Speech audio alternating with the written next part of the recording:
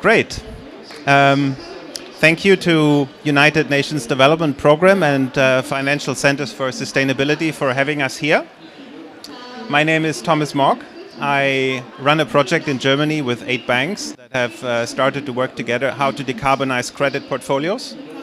And while doing that, we have cooperated with the Pathways to Paris project, and we thought it would be a good opportunity to outline what we've done, how we have worked together. And I would even say it is probably a good start for tomorrow's Decarbonization Day.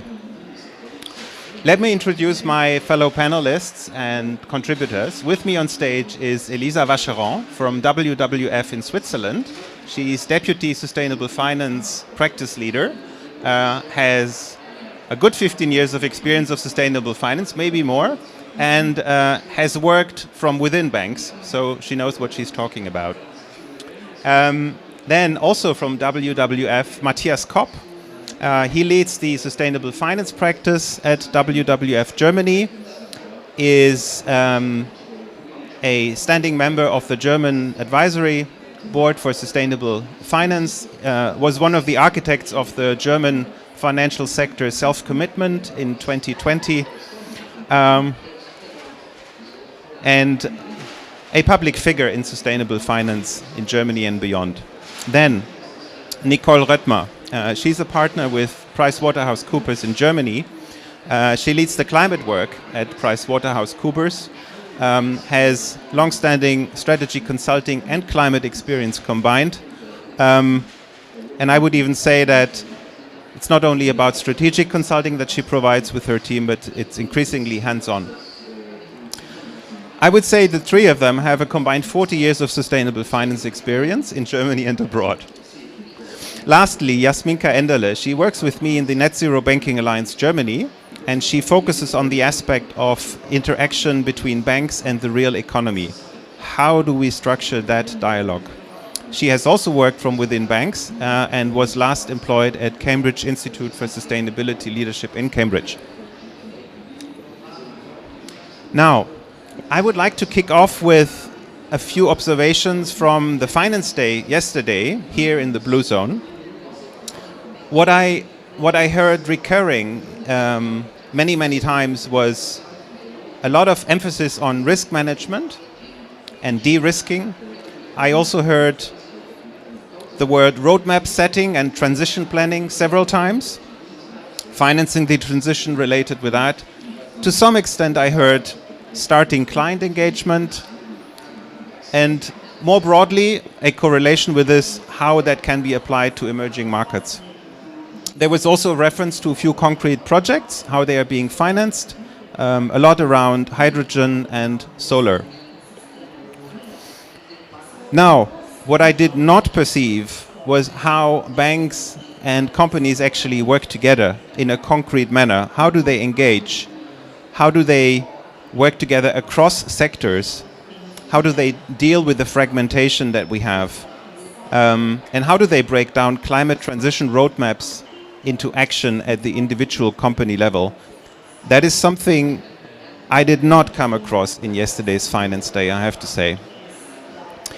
And while this is surely addressed at the Decarbonization Day tomorrow, I think it provides a good starting point for what we have to tell today around the Pathways to Paris project and the Net Zero Banking Alliance.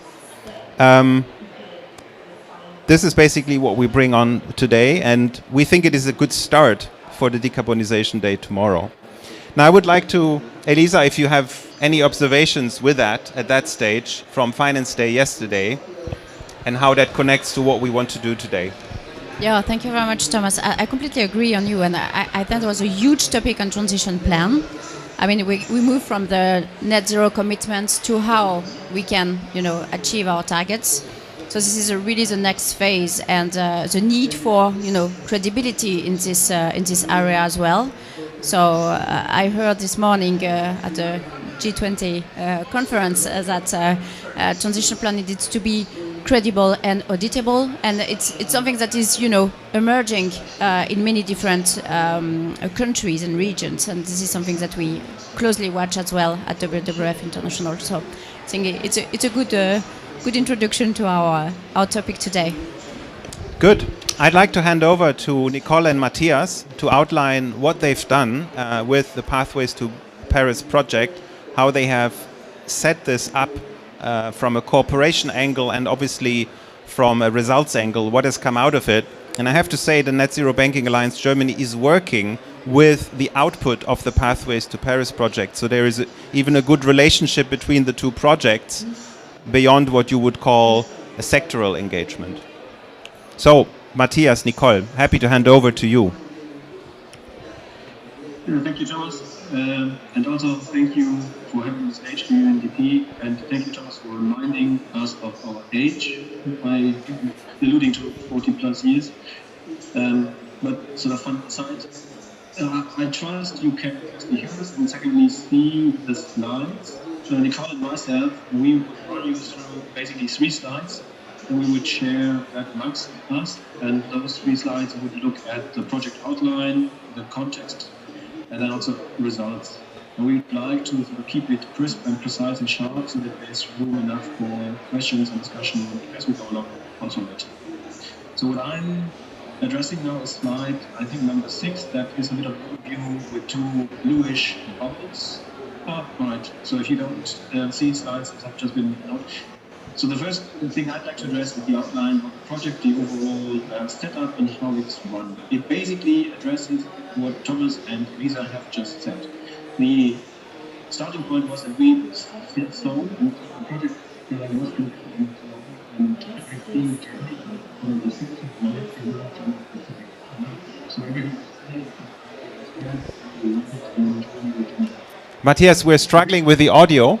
Do you mind switching off your camera? Let's try that. I hope that helps. Yes, it does. Slow down a bit.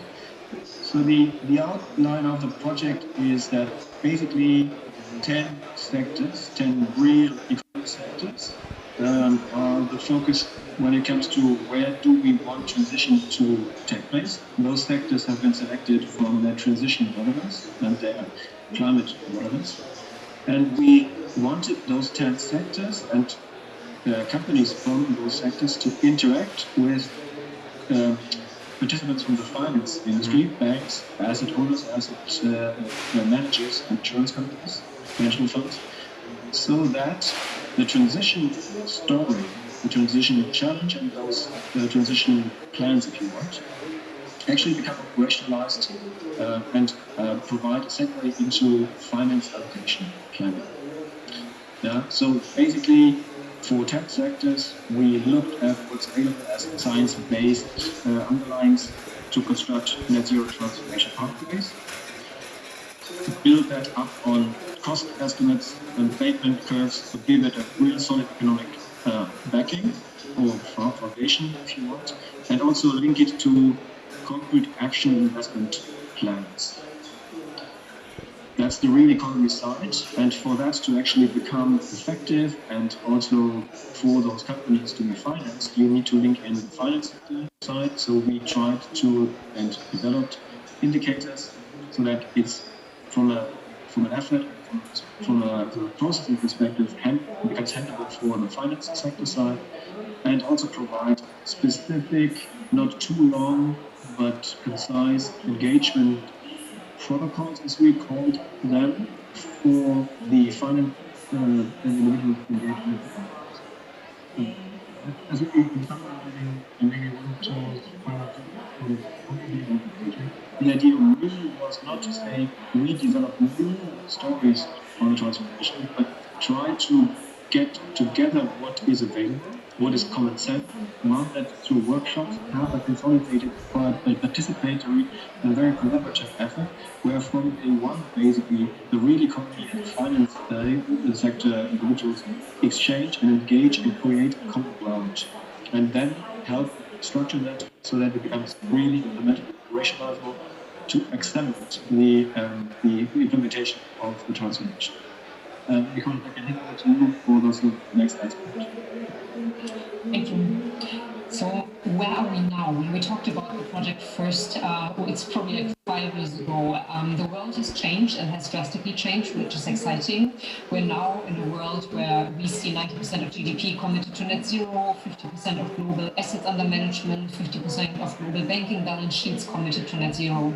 So it does become a paradigm both from a risk perspective and an own impact perspective to understand the real economy fundamental changes that we want to effect and should be effecting should we believe in the tipping points that we're reaching with all the commitments that are out there at this point in time. And obviously net zero and the transitional risk pieces very, very closely intertwined.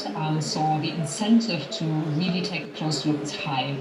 I'm just coming from the Risk Minds in Barcelona, this year's conference with CROs. And one of the core elements for them beyond creating value, which is interesting from a risk perspective, shielding the company from risk and the bank from risk is managing rep risk. So there again, the core element to shield yourself from greenwashing, again, is really understanding the type of change you want to affect. Now we've talked about reputation, we started to think about value creation, talked a bit about general risk, but it will become also relevant in the reporting. So if on the next slide you look at where reporting requirements are going. This is an extract from CSRD, so European regulation, which has to be audited in 2025 based on 2024 data for a range of companies, about 50,000 companies in Europe. And if you then look at the ISSB uptake, which is clearly going to have a global impact, look at the latest defense work that I was able to support, where we also released requirements and transition pathways. There will be audited information on, is the company on its way, is the capital expenditure that the company is willing to commit, could that be possibly enough, are the technologies that in the investment should be the investment targets that are feasible to get you to the right transformation pathways, will be part of audits. So positive point, a lot of knowledge that will have to be developed and shared in the system. On the other hand, please just make sure that also the financial institution that has to report on its own transition pathway, you have really understood what you're about to affect, both from an auditing perspective, but then obviously also from a rep risk perspective. And that is linking us to the core results of the projects. And I'm really excited to tell you that today we're also formally launching one of our tools. If we move one slide ahead, please. And if you can see that. So we're defining two major groups of output for you today. There's obviously more that we're happy to share subsequently. And I think you might even have a chance to look at the tooling on site after our current session. So what we've done, as Matthias alluded to, is we looked at existing scientific data that would get us to a net zero pathway in sectors of the German economy as an illustration, with a major relevance for GDP and a major relevance for employment, to at least take some parts of the fair and just transition into account as well. We've taken that as a basis for the workshops, and we came up with a tool that you could best probably describe as a Tetris game, which allows you per sector to see where you are today in terms of your emissions and what type of measures you could employ moving forward, and the CapEx requirements for that, the business case for that, to then in the end reach a net zero pathway. So it makes it really easy to look at measures. It makes it incredibly easy to look at CapEx. No need to look at scientific information and take it out of a 500-page report. But you have it as in a game style. You have it on your laptop. It's freely available, and you can play around with this. It has another positive point. I just mentioned value creation. The entire debate in the system has changed rapidly over the last years from a purely regulatory and risk-driven dialogue to value creation dialogue. So we have reached the tipping point of the debate. It means that we are in a speed competition by now. So who is best and foremost positioned to understand the value impact, the financing impact of the transition that we would like to see following a 1.5-degree pathway in the real economy, understanding that fast, operationalizing it, and setting your teams up on the market side to really target that type of transformation as a business opportunity becomes paramount. And that is one of the other uses of the tool that, as I mentioned, is readily available also in HR for you. Matthias, over to you. Yeah, and if I sort of summarize sort of more 2 or 3 final sentences, and adding to this competition component, speed component that Nicole addressed. If we wanted this transformation to succeed and wanted to have this successful in Germany and beyond. And basically what we need to do is provide acceleration, capacity, tools, support, guidances to everyone along the value chains in the sectors and in the finance industry. Hence, some other products and end results from deliverables from the project are guidances that are applicable to basically everyone in this industry. It's not only the leaders and those with huge complex capacities and competencies and established systems, but it should make the entry point easy. It should help basically also smaller players come along. So you have guidances for sectors, you have guidances and indicators that you could apply, you have them also on the finance sector side, and as I said earlier, those have been developed in cooperation and collaboration, and basically from those 90 plus companies that we have, you have a number of say 4 or 5 individuals from per company. You basically have a bit of a network of 400, 500 individuals / entry points and contact points. So there's a side project. You also create a bit of at least a starting point for an ecosystem for exchange and collaboration. And with that, I think I'd like to close for us from the presentation of the project point of view. Happy to take questions later on, but let me stress this one point maybe again: the collaborative nature of the effort of this project is something that should also be kept in mind and discussed later on, because the title of the session is how can we transfer things to other countries, other economies, other regions. Thank you. Thank you, Nicole and Matthias. I was actually in one of the sessions for one sector, and I can tell you that it wasn't easy. There were big companies in the workshop, and well, we had to agree on a sector pathway and on technology choices, and there were lots of questions. And I think to do that for 10 sectors, now ending up with a tool that can basically validate investment decisions for 10 sectors, which is open source, I find that quite remarkable. And one of the questions we should be addressing later on, how would that be applicable, let's say, for emerging markets or developing countries? How could that tool be replicated in other countries? Now, as I said at the beginning, from the Net Zero Banking Alliance Germany, we have been using the KPIs and the questions developed for 2 of the 10 sectors, and we have been putting it into a framework that we call customer dialogue tool. It is basically a set of questions that we put forward for banks to ask their clients, and depending on what the client answers, there's even a feedback on how we perceive his position relative to decarbonization benchmark or peers. And we've put quite a lot of effort into this, and I have to say, when we started Net Zero Banking Alliance Germany, we didn't think we would have to work so much on client engagement, but it became very apparent that it's not good enough to steer a credit portfolio. You have to get to where the action is. You have to get to the real economy client. And I'm happy to hand over to Jasminka, who's been leading this piece of work, and she's actually done some of it already while she was at Cambridge Institute for Sustainable Leadership, but now obviously it is more closer to the real economy, and I'm happy to learn what your impressions are on what we need to be doing and how the tool can be of assistance, and where the angle of attack is. What are the prerequisites for client dialogue that we've heard so often here? Thank you, Thomas, and hello everyone in the room and in the digital room. And so the connection between the cluster and the tool introduced just a few minutes ago is that we collaborated in that way that we said, okay, we would like to use the results of the KPIs WWF and PwC created to have been able to benchmark clients against. So just imagine we would have a bank talking to all size clients about transition plans, about sustainability strategy, about carbon footprinting, about even social inclusion, or human rights due diligence, or even gender pay gap. So our tool, our client dialogue tool, which will be launched by the end of this year, is providing banks the possibility to ask questions to. It is directed towards the SMEs, but it can be asked to all sides of clients, and to be able to work with a response and to be able to say how well is this client performing on their sustainability journey, and how transparent is this client about their sustainability journey.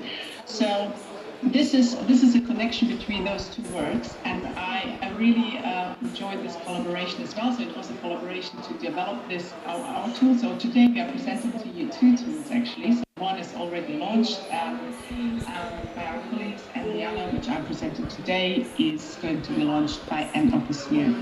So the COP27 is about implementation, and these tools are giving you, like Matthias said, we need to come into the acceleration mode, and giving you the possibility to accelerate and define the way how we can add value as a bank to the transition of the real economy. So sustainability is everyone's business, and we need to enable banks to talk to their clients in that way that they can support their transition plans and they can assess their transition plans, or even better, be able to create the transition plans together with their clients. So this would be for the really, really very advanced ones. So how can the bank be enabled to support these SMEs? So first of all, what we all know is, if I want a bank to be able to talk all of their clients at scale, we need training of the client-facing staff. So we can't go around this. We need to have all the client-facing staff trained, and we also need to give them a piece of governance, a piece of mind, and give them room and space to be able to prepare for this dialogue with their clients, because they are moving out of their comfort zone. They're moving to topics which they haven't addressed before, and they don't want to damage their relationships. So it needs to be in a kind of a trial and error mode, where we allow the employees to see how comfortable they can get with all these kind of questions. Like I said, if I have to ask my client, do you have a sustainability strategy? And the client says no, so what then? If the client says yes, what then? What does it all mean? So our tool will provide the why behind these questions too. So they will give this comfort and the security why a certain question is important to ask. It's what our tool is also providing is to be able to ask sector agnostic questions too, on all sorts of on all the topics, so economic, environmental, social, and governance side. But they will also, this tool is having deep dives into two sectors: housing, so real estate, and energy, which is then interconnected with the KPIs WWF and Pathway to Paris project has developed. The Excel tool will be for free to download for you, and what we also can play around is to see when the tool is filled with data or is not filled with data. You will see a response will happen.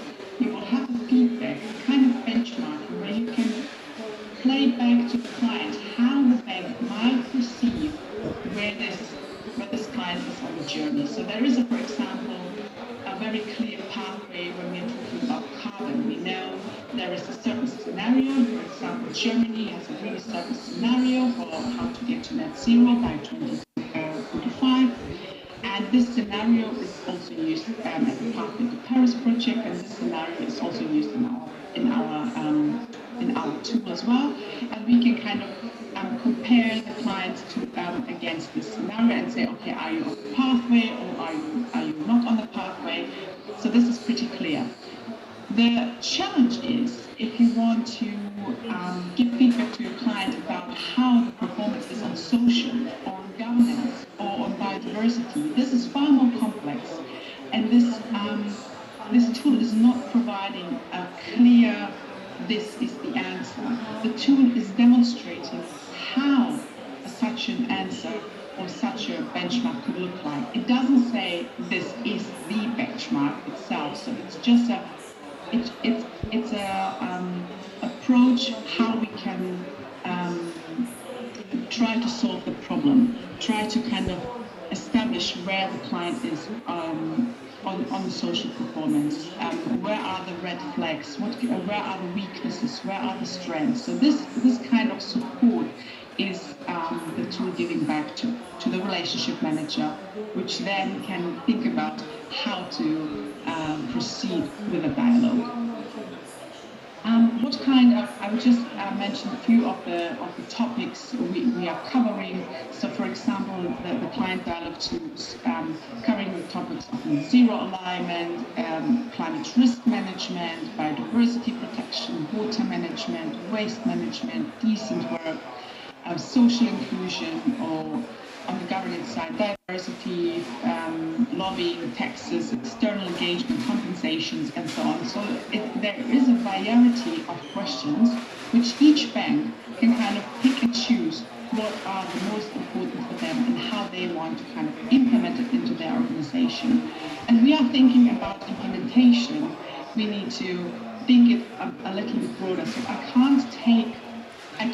a relationship manager could take the tool now, so when it's launched, and then just use it in there if he or she feels very comfortable, and use it in the dialogue.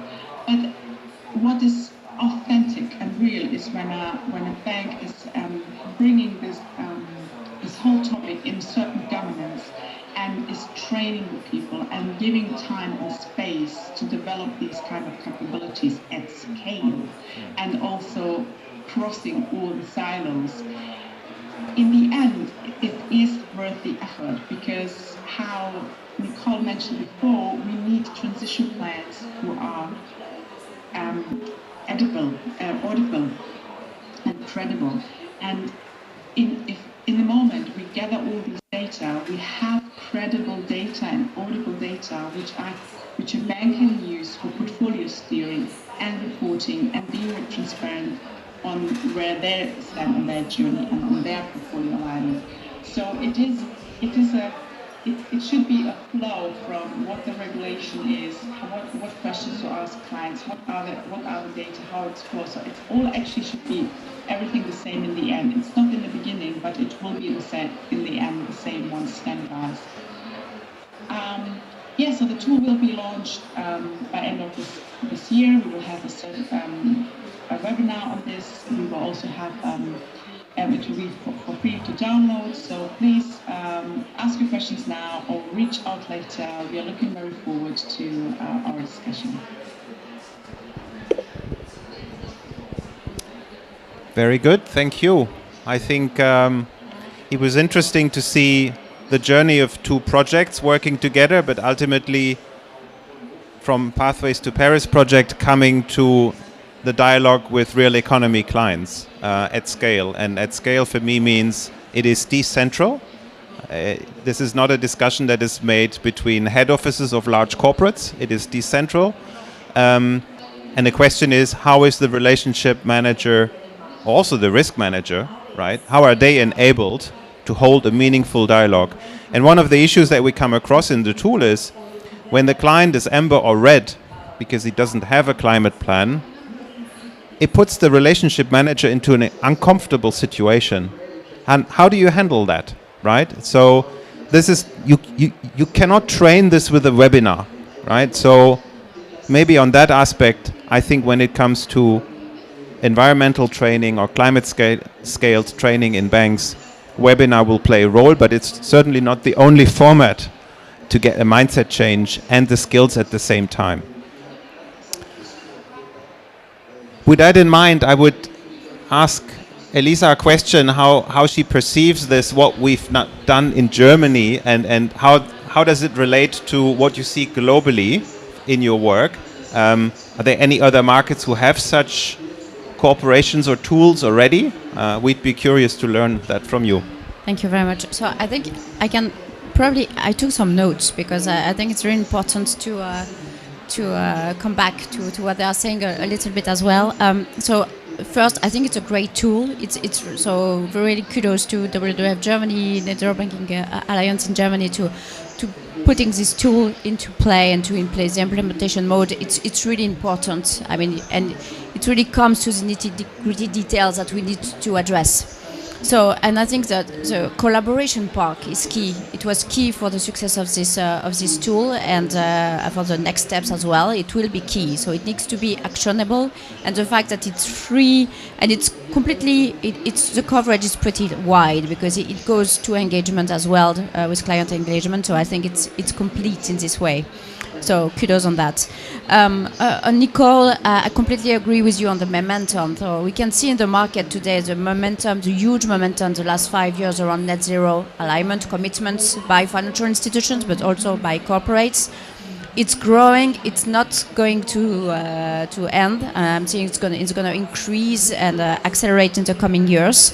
But we have to be careful about transition washing. Professor Majung was talking about this morning. So it's really important as well for us to be able, I mean, when I say for us, it's for NGOs, to be able to identify what is a credible transition plan and what is not. But it's also very important for financial institutions to make sure that their transition plan are aligned to their own commitments, and it's, you know, they are not going to be greenwash about that. So I think it's really important. And last one, Jasminka, on the implementation side, super important as well. And I think that all sustainability-related questions, and especially risk and opportunities, should be added into the KYC, the Know Your Customer process used by relationship manager in every financial institution. I think it should be mandatory, actually, but it's another story. And you talk about training, and yes, relationship manager needs to be trained because it's not their own competency. They don't know how to do it. They don't know how to assess the ESG-related risks of a company. But they also need assistance, because you talk about what happens when a client is amber or red, and that's where they need to go back to the risk manager. And we need to have also a strong framework within a bank around risk management. So, and the whole idea about divesting for a company that is, you know, exposed to some kind of carbon risks, this is something that really needs to be discussed internally by financial institutions, and they need to have like the cursor of what is acceptable and what is not. So many financial institutions, for example, they have like a red list of corporates, of clients, of sectors that they don't want to engage with. But this is, you know, discretionary, and this is something that needs to be agreed on at the bank level.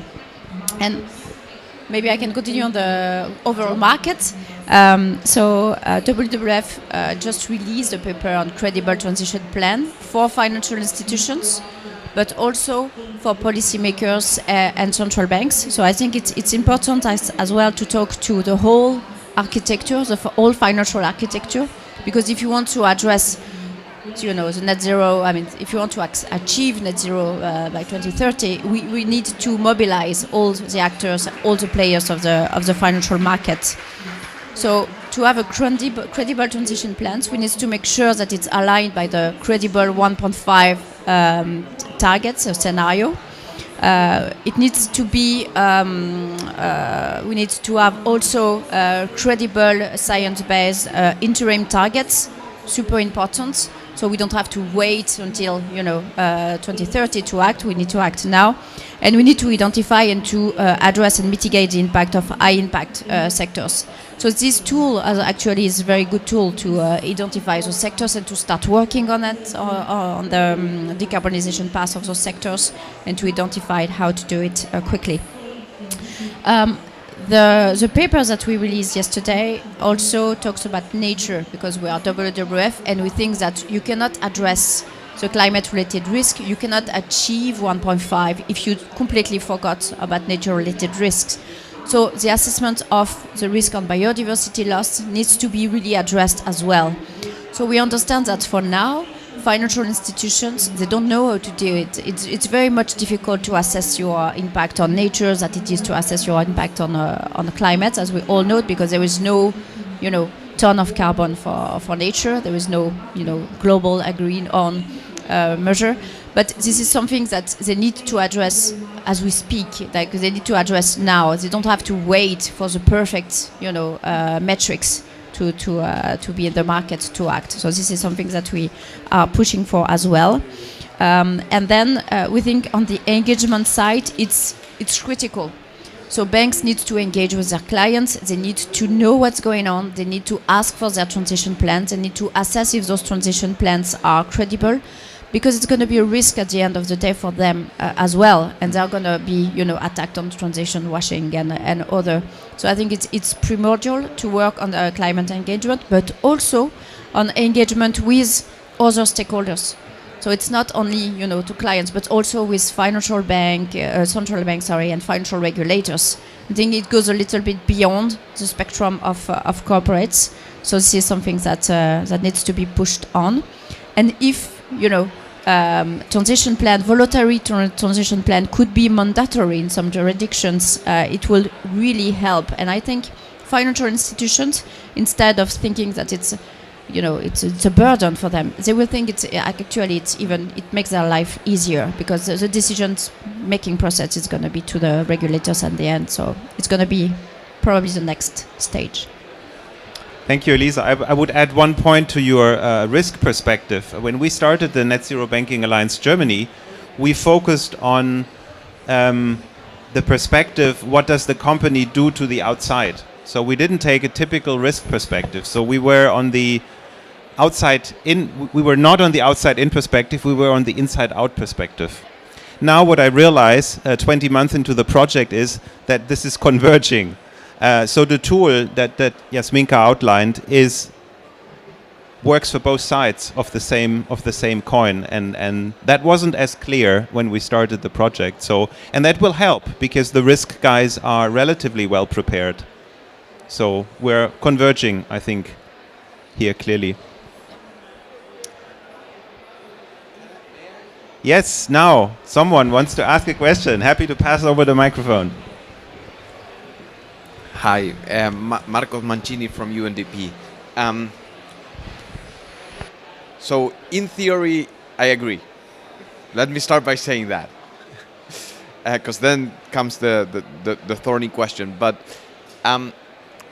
in many ways, so when the whole disclosure ISSB started to take form, several countries came to us with a concern: is this the same as when labor regulations and labor standards were starting to put in place? I draw that comparison because in banks, right, up until the whole sort of TCFD took momentum, and this sort of whole transition agenda took momentum, we did have, well, former, not in a bank anymore, but we had to implement social and environmental risk management systems. And we all had to engage with companies, and we all faced that engagement with companies. And when you don't have some real economy backing regulation, or even something that levels the playing field from a regulatory perspective, you do get that pushback from companies.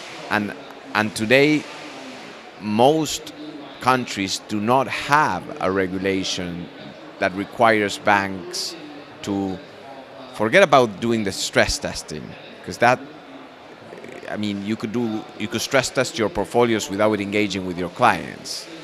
You do need the data, but we're talking here about asking companies for their transition plans and engaging with your clients to develop transition plans. So I guess you see where I'm going, right? We've already, I feel like we've already been there and faced that challenge for those of us who had to manage that from within a bank, and face the SME or face the corporate who tells you, but this other bank doesn't ask me for this, and you go to your credit committee or through your credit process, and you start adding additional steps, and I feel like in many ways we're still with that conversation, and we're trying to add additional stuff to this. So what's the way out? Is it more regulation from requiring banks to do social and environmental risk analysis? Does this need to be? This is the question that we always ask as banks, right? Oh, that banks, not we again, but that banks usually ask is, does this need to be regulated through the banking industry, right? Because at the end of the day, the financial system became sort of like a panacea or a silver bullet because of a failure and lack of regulation in the real economy. So should we be pushing the banking system to do this, or should we be pushing more the real economy, or is it both? But we'd love to hear your reflections. Matthias, Nicole, you want to jump on that one? I have a very personal view. I will give that at the end. Lovely. Matthias, we've just turned off your video apparently, so let me start, and then maybe you get a better connection again. Okay, do you want to start? Yeah, I mean, if you're asking, then I'll take the easy one, and if you take the one.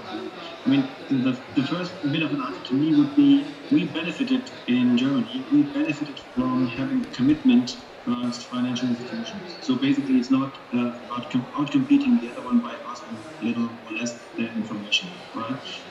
That is the starting point that helps. Second thing is, you can also look at work like this as a preparatory element of establishing the structures and within the financial system. So preparatory, not mandatory work to do. To become effective system-wide, there should be a regulatory component, and that regulatory component needs to address the real economy first, I guess, because to me, the finance sector is not the one silver bullet that solves all our questions and problems, but it needs to be on par. It needs to be able to address the issue with the discussion of detail and level of detail required. So you need to bring them on top, right? And then Matthias, we're losing you. do you? Yeah, better now again. And my final point would be, I think that it needs to be put into a regionalized context. So what we did was, from the approach of it, because we involved the companies and the FIs, it was catered for the needs here, but that comes with the participant that you bring along. So if you took that model and wanted to run it in, I don't know, Indonesia, in Egypt, for example, you will have the local expertise, readiness, and capability, because you bring them along. But generically, this concept of you need to structure, you need to have a scenario, you need to have the indicators, you need to have a sector base, that's identical, and that helps create I would say, the fundamentals for a regulatory discussion. Nicole? Thanks, Matthias. I quickly take a step back on the change story, and that also links to, is the financial system the silver bullet? I think the fundamental difference in the discussion that we're having is it's a financial materiality debate, right? And we're coming out of a TCFD discussion and a European Commission pickup as the leading regulator globally in terms of both financial system and capital market regulation and the PRA, I wouldn't want to miss it here, whose primary concern initially was to say we need to understand the risks through the financial system because we want to avoid a bubble. So it's on the agenda of financial decision makers. And then followed by that, the EU story is, now that we have stress tested the system, now that we know the vulnerability of balance sheets, for example, we can start increasing the heat on real economy regulation. And with this real economy regulation, they will change the financial, like the business case profitability of companies, and they do it by releasing subsidies out of the system, they do it by providing incentives for new technologies. So it's basically a consistent story of changing the basically resilience and profitability of business models as we have them in the system. Now, the EU isn't everything, and we're privileged to be, or I'm in my personal situation, I'm privileged to be in a region that is just incredibly active in this area. At the same time, if we look at the uptake in the financial system, and for example, as in MGFS, we've never had a discussion among central bank and regulatory entities, more like 110 institutions thinking about how to best apply the stress. The ECB is also picking that up and learning from it, again, a European example, and they'll make it mandatory that you have ESG parameters integrated into your risk system. And that's not just, I've asked somebody, but that is the full governance, like every single stone will be turned towards a full integration. Now, even if I don't believe in net zero, and even if I don't think that this is something we want to spend time on, it automatically implies that I will have to revalue or look at the revaluation of assets. That is what it comes if we have the commitments as they are in the system. So it's a mandatory requirement to have that assessment. And secondly, I should and would be smart to analyze rep risks, which among the stress tests at least was one of the core financial risk to financial institutions in Europe, which is another interesting finding. Now, if I look at the market dynamic overall, the SEC is picking up. Asia is partially even ahead of us in terms of financial system regulation, so pushing this through. So this idea of there's a random bank asking some random client becomes more and more like the standard norm, that these questions will be asked and that I'd better be prepared for them. So we have companies reaching out, like even small companies reaching out about, why is my bank asking me this? And we do see the uptake in Africa, we do see the uptake in Latin America. So even areas where you wouldn't expect massive financial system regulation that is evading into the standard operating procedures, even there we do see the uptake. Yes, we will have organizations selecting themselves out. Yes, we have a topic with the brown PE houses potentially picking up some elements in the market that we would rather want to see transformed. But overall, it's getting back to the tipping point idea. This isn't a singular thing that can be disconnected from a financial prudence, and that gives us so much more weight, right? Now we're hoping for less for biodiversity with the TNFD, with the SBTN that are going to release their standards hopefully in the first quarter next year. We will be following this up with other ESG parameters, and we're just privileged with climate, right? So I can absolutely see your point on labor regulation, and yes, it's so much harder in that space, but maybe in 5 years' time we have a different discussion on that as well. Elisa, you want to add to this? No, I think it's complete. Just like on taxonomies as well, we talked about this morning. I mean, it's booming everywhere. I mean, all over the world, there's like replication of the EU taxonomy and improvement. And if I may say, like in China, in Asian markets, I mean, it's and even in Latin America. So it's something that it's all gonna align in one way or the other. And the voluntary market will be like the prototype, the experiment lab before the regulation stepped in, hopefully one day. Now, my personal view is, first of all, you're right. There is going to be pushback by clients, and it's already happening. Clients are saying, Bank A is asking me questions, Bank B is asking me similar questions, and each time they are not identical, they are similar, and I have to re-prepare the answer, right? That is the current state when you talk about the interaction with SMEs. And it's not good for the real economy client, it's not good for the bank either. But it has to be done. So I think it is, if you look at the energy situation in Europe, especially in Germany, right, all of a sudden, I mean, energy consumption is a key component to a climate plan. Now it's a matter of survival, right? So a year ago we would have said, maybe this is an optional discussion as long as carbon price is where it is and gas prices are where they are. But now I think we see again this convergence of this discussion. A climate plan is a matter of survival in Germany at the moment if you are a high energy consuming industry. So the question is, how do you efficiently organize the dialogue? And that is the problem, right? While we don't have the standards and while banks are asking different questions, and that is annoying and burdensome for clients in the real economy. I acknowledge that, but it's not avoidable. Second point is, banks have committed in various self-commitments that they go down to the Paris alignment route. So they have to engage with their clients, whether they get pushback or not. So they have to do their share in getting this going. And that is why training is so important, because it's not just about skills, it's about how do you discuss difficult situations, and that you cannot convey in a webinar, right? So the corresponding training to do this and to face off with the resistance is huge. And banks are only starting to train at scale on sustainability. And the third point is, I agree, we need real economy regulation. Banks are not the catch-all for gaps in the real economy regulation. But before that comes, banks need to get going, and they have to, just from the risk perspective. Another question? First of all, thank you so much. This is an extremely engaging conversation and very much what we're trying to work on in Africa as well. And this is a very nascent market for African banks in particular, especially if we look at the nature and the multiplicity of the SME sector across Africa. So just a couple of questions, and I totally agree with you in terms of the fact that there is need for training for our banks to start with.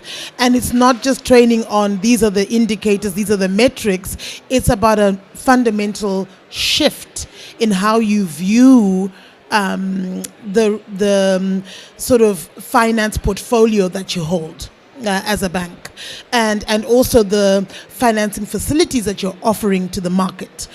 It's a fundamental shift, and I think bankers are very conservative and taking a while to get to that. So of course your point earlier about, you know, different types, different colors, I suppose, of the kinds of metrics that are being used for this kind of reporting and this kind of, you know, the tools and the frameworks that are going out there. Each bank is experimenting. So I wanted to find out how much of this is trickling down to banks in emerging economies in Africa, for example. That would be an interesting perspective. And what sort of lessons are you seeing coming out of that market? The second thing is we're now finding a lot of SMEs wanting to do this already, with a strong sense of stewardship in their business models, and struggling with the banks and going, well, I'm actually delivering on impact. And how can I monetize my impact so that you would then give me money and loans that are geared towards the outcomes I'm already talking about? And there's this disconnect between what banks and bankers are looking for versus what SMEs are saying, here's my impact offer. How do we monetize that so that it becomes something of value to the banking system? So I think that's a really important question that it might be useful to hear a bit about. I was actually hoping to learn from you what is happening in Africa. So, but, you know, we should be talking, obviously. But on the second point, I think it is, how do I put it? It is happening. Clients are asking for it increasingly, and they're asking it with also a commercial objective in mind, right? They may get a different credit rate or something, right? And I'm not talking asset gathering for green bonds. I'm talking SME financing, right? So it is happening. We have that situation where actually clients are asking banks, and banks are struggling to answer or to offer products for SMEs which are very small. The lot size is very small, and typically environmental linked loans, they are not so easy to set up and to monitor, right? And if you reduce the size, then it's not attractive, right? So I think we have quite a bit of product development to do to scale that and to make it commoditized, almost to say, as opposed to individual large loans. So I did not answer your question fully, but simply I cannot. Maybe Elisa can jump in, yeah. I can add a little bit maybe. So in Africa, many banks join, huge initiative on responsible banking. So for example, the UNDP-COP27 principle for responsible banking, they are part of this movement as well, and they are able to assess and to understand the sustainability risk and opportunities as well. And what we've seen in Africa, it's a lot of very innovative financial institutions. Like for example, mobile banking in Kenya. They started 10 years ago, and European banks or banks in America, they were completely outside of this market, and they forgot it. And now we can see even European banks going away of Africa, because the African lead market is so dynamic and so brilliant. They don't have anything else no business anymore in Africa, because it's getting big. So I think we have to learn as well from you in terms of innovation and dynamics around that. And on the SMEs, the identification of impact for SMEs, it's crucial for all banks. And this is a mindset that needs to be changed as well, because if you very dynamic, innovative SMEs with great impact, they don't, they are not in the framework of risk management that is used currently by traditional banks or financial institutions, because they are too risky, too young, and it's just like, okay, forget it. So they need to change that as well, and to develop specific. So I know some banks will develop some specific assessment methodologies for SMEs to be able not to lose and to refuse to enter in relationship with very impactful companies. So this is something that needs to be, replicated in many banks all over the world, and in particular in Africa. Probably more of a comment. My apologies. I'll just a quick comment.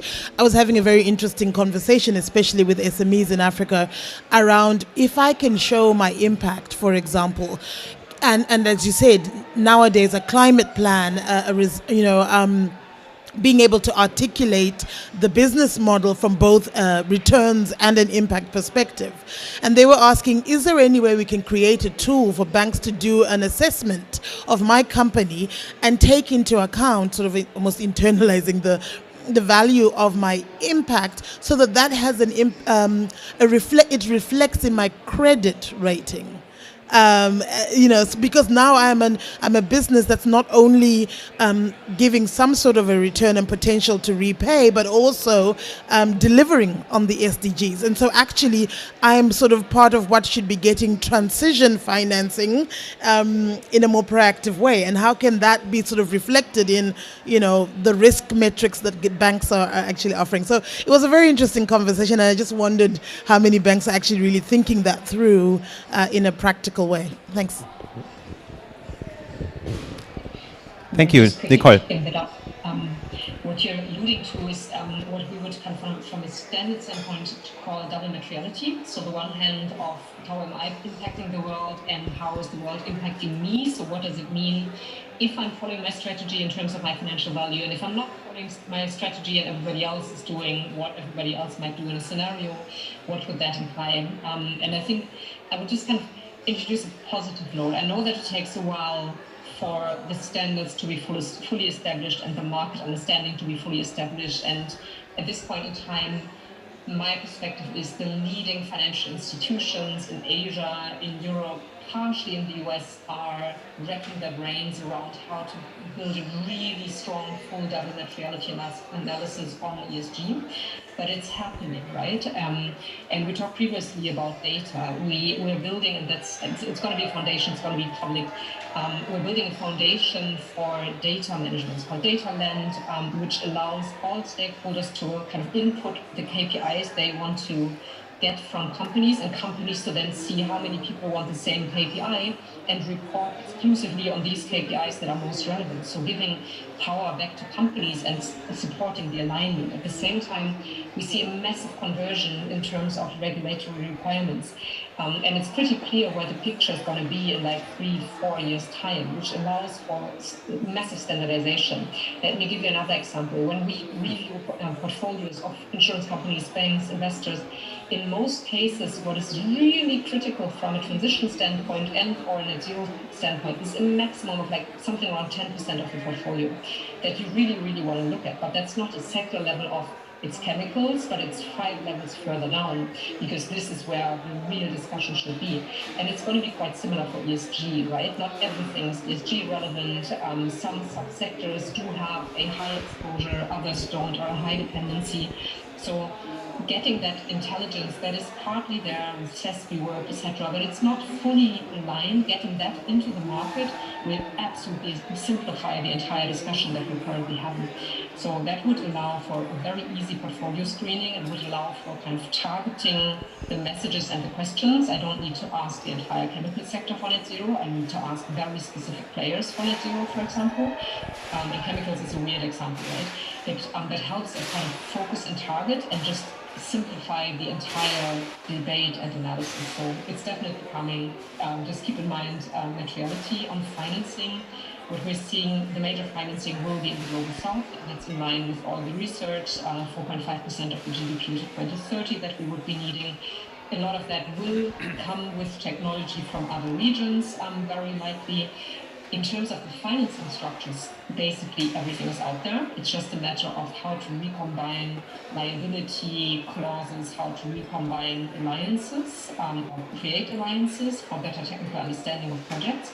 So it's rather a reconfiguration and this targeted, what is the change I really want to affect, who do I really want to talk to, where do I have the financial materiality that will help both in the value and on the negative side.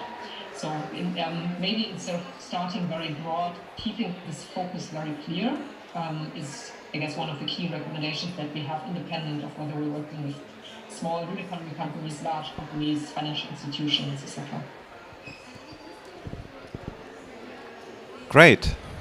I would thank you, all the panelists and people here in the room, for that session. I enjoyed it.